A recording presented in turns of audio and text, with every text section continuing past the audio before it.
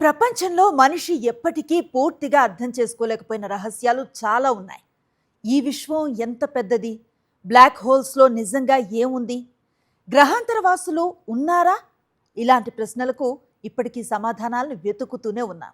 కానీ వాటన్నింటికంటే ప్రతి మనిషికి వ్యక్తిగతంగా సంబంధించిన ఒక ప్రశ్న ఉంది. మనం చనిపోయిన తర్వాత నిజంగా ఏం జరుగుతుంది? ఈ వీడియో చూస్తున్న మీరు, నేను, ఈ భూమి మీద పుట్టిన ప్రతి మనిషి ఏదో ఒకరోజు ఈ ప్రయాణం చేయాల్సిందే. అందుకే మరణం గురించి తెలుసుకోవాలనే ఆసక్తి మనిషిలో వేల సంవత్సరాలుగా ఉంది. రాజులు ప్రయత్నించారు, శాస్త్రవేత్తలు ప్రయత్నించారు, తత్వవేత్తలు ప్రయత్నించారు, సాధారణ మనుషులు కూడా ప్రయత్నించారు. కానీ ఇప్పటికీ మరణం తర్వాత ఖచ్చితంగా ఇదే జరుగుతుంది అని ఎవ్వరూ నిరూపించలేకపోయారు. అయితే సైన్స్ ఇప్పటి వరకు ఏం తెలుసుకుంది? మరణం అనేది నిజంగా ఒక్క క్షణంలో జరిగిపోయే సంఘటనేనా? లేక మనలో చాలామంది అనుకున్న దానికంటే అది చాలా సంక్లిష్టమైన ప్రక్రియ? ఈరోజు ఎలాంటి మూఢనమ్మకాలు లేకుండా, ఎలాంటి అతిశయోక్తులు లేకుండా సైన్స్ ఇప్పటి వరకు కనుగొన్న విషయాలు, ఇంకా సమాధానం దొరకని ప్రశ్నలు, వాటి గురించి మాట్లాడుకుందాం. ముందుగా, ఒక వ్యక్తి అకస్మాత్తుగా కుప్పకూలిపోయాడని ఊహించుకోండి. అతని గుండె ఆగిపోయింది, శ్వాస కూడా లేదు. ఇప్పుడు అతను చనిపోయినట్లేనా? చాలామంది అవును అంటారు. కానీ డాక్టర్లు మాత్రం అంత త్వరగా ఆ నిర్ణయానికి రారు. ఎందుకంటే వాళ్ళ దృష్టిలో మరణం అనేది ఒక్కసారిగా స్విచ్ ఆఫ్ చేసినట్లుగా జరిగిపోయే సంఘటన కాదు. అది ఒక ప్రక్రియ. శరీరంలో అన్ని భాగాలు ఒకే క్షణంలో ఆగిపో, ఒక్కో భాగం ఒక్కో సమయంలో తన పనిని ఆపుతుందిమాట. అందుకే వైద్య శాస్త్రంలో మరణాన్ని అర్థం చేసుకోవటానికి కొన్ని దశలుగా చూస్తారు. ఆ దశల్లో మొదటిది క్లినికల్ డెత్. అసలు క్లినికల్ డెత్ అంటే ఏంటి? గుండె ఆగిపోయిన మొదటి కొన్ని సెకండ్స్లో మన శరీరంలో ఏం జరుగుతుంది? దాన్ని అర్థం చేసుకుంటే మరణం గురించి మనం అనుకున్న చాలా విషయాలు మారిపోతాయి. గుండె ఆగిపోయిన వెంటనే శరీరంలో రక్త ప్రసరణ పూర్తిగా ఆగిపోతుంది. అంటే శరీరంలో ప్రతి అవయవానికి ఆక్సిజన్, పోషకాలు చేరటం అనేది ఆగిపోతుంది. కానీ ఇక్కడ చాలామందికి తెలియని ఒక విషయం ఉంది.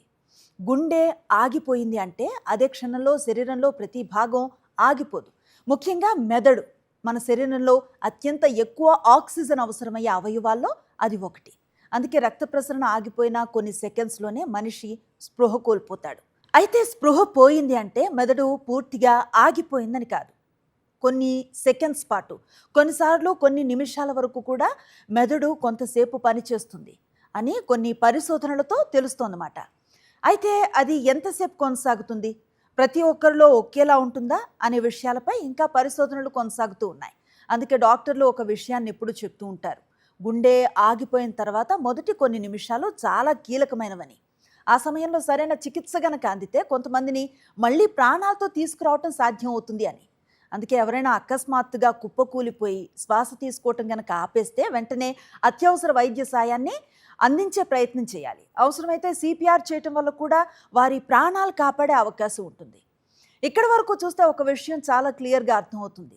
గుండె ఆగిపోవటం మరణంలో ఒక దశ మాత్రమే. అయితే గుండెను మళ్ళీ కొట్టుకునేలా చేయొచ్చు మాట. కానీ మెదడు తిరిగి పని చేయకపోతే అప్పుడేమవుతుంది? అక్కడి నుంచే వైద్య శాస్త్రంలో అత్యంత ముఖ్యమైన మరో దశ ప్రారంభమవుతుంది. అదే బ్రెయిన్ డెత్. చాలామంది బ్రెయిన్ డెత్ అంటే కోమా అని అనుకుంటారు. కానీ ఈ రెండు ఒకటి కాదు. అసలు వీటి మధ్య తేడా ఏంటి? అది ఇప్పుడు తెలుసుకునే ప్రయత్నం చేద్దాం. సింపుల్గా చెప్పాలంటే మన మెదడు శాశ్వతంగా తన పనిని పూర్తిగా ఆపేయటం. ఇది కోమా కాదు, స్పృహ తప్పటం కూడా కాదు, గాఢ నిద్ర కూడా కాదు. ఎందుకంటే కోమాలో ఉన్న కొంతమంది రోగులు కొన్ని రోజులు లేదా నెలలు లేదా కొన్ని సంవత్సరాల తర్వాత కూడా స్పృహలోకి వచ్చిన సందర్భాలు ఉన్నాయి. కానీ బ్రెయిన్ డెత్ అలా కాదు. బ్రెయిన్ డెడ్ అయినప్పుడు మెదడు ఇక తిరిగి పనిచేసే అవకాశం ఉండదు. ఆ వ్యక్తి తనంతట తాను శ్వాస తీసుకోలేడు.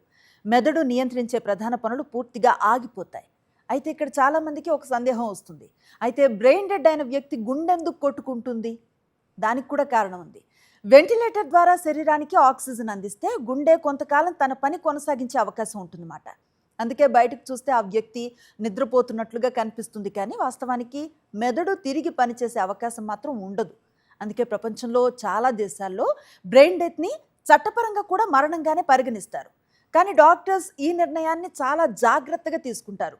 ఒక్క పరీక్ష చేసి కాదు, మెదడు స్పందనని, శ్వాస సామర్థ్యాన్ని, అలాగే మరికొన్ని వైద్య పరీక్షలను పూర్తిగా పరిశీలించిన తర్వాతే బ్రెయిన్ డెత్ అని నిర్ధారిస్తారు. ఇక్కడ వరకు ఒక విషయం మాత్రం స్పష్టంగా అర్థమవుతుంది. మరణం అనేది మనం సినిమాల్లో చూసినట్లుగా ఒక క్షణంలో జరిగిపోయే సంఘటన కాదది. శరీరంలో జరిగే ఒక ప్రక్రియ. కానీ మొత్తం కథలో ఇప్పుడే అసలు మిస్టరీ మొదలవుతుంది. ఎందుకంటే గుండె కొద్ది నిమిషాలు ఆగిపోయి తర్వాత మళ్ళీ బతికిన కొంతమంది ప్రపంచాన్ని ఆశ్చర్యపరిచే కొన్ని విషయాలను చెప్పారు. వాళ్ళు చెప్పిన మాటల్లో కొన్ని ఒకేలా ఉన్నాయి. వాళ్ళెవ్వరూ ఒకరినొకరు ఎప్పుడూ కలవలేదు. అలాగే ఒకే దేశానికి చెందిన వాళ్ళు కూడా కాదు, ఒకే మతానికి చెందిన వాళ్ళు కాదు. అయినా వాళ్ళ అనుభవాల్లో కొన్ని ఆశ్చర్యకరమైన పోలికలు మాత్రం కనిపించాయి. అసలు వాళ్ళు ఏం చెప్పారు? అది నిజంగా జరిగిందా, లేక మెదడు చివరిసారిగా సృష్టించిన అనుభూతిగా చూడాలా? ఈ అనుభవాలన్నింటికీ ఒక ప్రత్యేకమైన పేరు కూడా ఉంది. అదే NDE, నియర్ డెత్ ఎక్స్పీరియన్స్. తెలుగులో చెప్పాలంటే మరణానికి అత్యంత దగ్గరకు వెళ్ళి మళ్ళీ బతికి వచ్చిన తర్వాత కొందరు చెప్పిన అనుభవాలు. ప్రపంచవ్యాప్తంగా వేలాది మంది ఇలాంటి అనుభవాల గురించి చెప్పారు. దాంట్లో కొంతమంది ఏమన్నారంటే తమ శరీరాన్ని తామే పైనుంచి చూస్తున్నట్లు అనిపించింది అని. ఇంకొందరు ఒక పొడవైన సొరంగం కనిపించింది, దాని చివర్లో చాలా ప్రకాశవంతమైన వెలుగు కనిపించింది అని. ఇంకొందరు ఎంతో ప్రశాంతంగా అనిపించింది, అసలు ఎలాంటి భయం లేదు, ఎలాంటి నొప్పి కలగలేదన్నారు. ఇది విన్న వెంటనే చాలామంది ఒక నిర్ణయానికి వచ్చేస్తారు. అంటే మరణం తర్వాత జీవితం ఉందన్నమాట. మరికొందరు మాత్రం అవి మెదడు సృష్టించిన భ్రమలు మాత్రమే అంటారు. కానీ ఆగండి, ఈ రెండింటిలో ఏది నిజమో ఇప్పటి వరకు సైన్స్ కూడా ఖచ్చితంగా చెప్పలేదు. అదే ఈ విషయం ఆసక్తికరంగా మారటానికి ఒక కారణంగా చూడొచ్చు. ఎందుకంటే కొన్ని పరిశోధనలు ఆ అనుభవాలకు మెదడులో జరిగే మార్పులు కారణమై ఉండొచ్చని సూచిస్తున్నాయి. అదే సమయంలో ఇంకా పూర్తిగా సమాధానం దొరకని కొన్ని ప్రశ్నలు కూడా ఉన్నాయి. అందుకే ప్రపంచవ్యాప్తంగా శాస్త్రవేత్తలు ఇప్పటికీ ఈ అంశంపై పరిశోధనలు చేస్తూనే ఉన్నారు. మరి చనిపోయి మళ్ళీ బతికిన వాళ్ళు చెప్పిన అనుభవాలు నిజంగా ఏంటి? వాటిని సైన్స్ ఎలా చూస్తుంది? ఈ అంశంపై జరిగిన అత్యంత ఆసక్తికరమైన పరిశోధనలు ఏం చెప్తున్నాయి? అలాగే ప్రపంచంలో ప్రధాన మతాలు మరణం తర్వాత ఏమవుతుందని చెప్తున్నాయి? వాటి గురించి పార్ట్ 2లో వివరంగా మాట్లాడుకుందాం. అక్కడి నుంచే ఈ ప్రయాణం ఇంకొంచెం ఆసక్తికరంగా మారబోతుంది. ఎందుకంటే కొన్ని పరిశోధనలు ఆ అనుభవాలకు మెదడులో జరిగే మార్పులు కారణమై ఉండొచ్చని సూచిస్తున్నాయి. ఇక అదే సమయంలో ఇంకా పూర్తిగా సమాధానం దొరకని కొన్ని ప్రశ్నలు కూడా ఉన్నాయి. అందుకే ప్రపంచవ్యాప్తంగా శాస్త్రవేత్తలు ఇప్పటికీ ఈ అంశంపై పరిశోధనలు చేస్తూనే ఉన్నారు. మరి చనిపోయి మళ్ళీ బతికిన వాళ్ళు చెప్పిన అనుభవాలు నిజంగా ఏంటి? వాటిని సైన్స్ ఎలా చూస్తుంది? ఈ అంశంపై జరిగిన అత్యంత ఆసక్తికరమైన పరిశోధనలు ఏం చెప్తున్నాయి? అలాగే ప్రపంచంలో ప్రధాన మతాలు మరణం తర్వాత ఏమవుతుందని చెప్తున్నాయి? వాటన్నింటి గురించి పార్ట్ 2లో వివరంగా మాట్లాడుకుందాం. ఎందుకంటే అక్కడి నుంచే అసలు మన ప్రయాణం ఆసక్తిగా మారబోతోంది.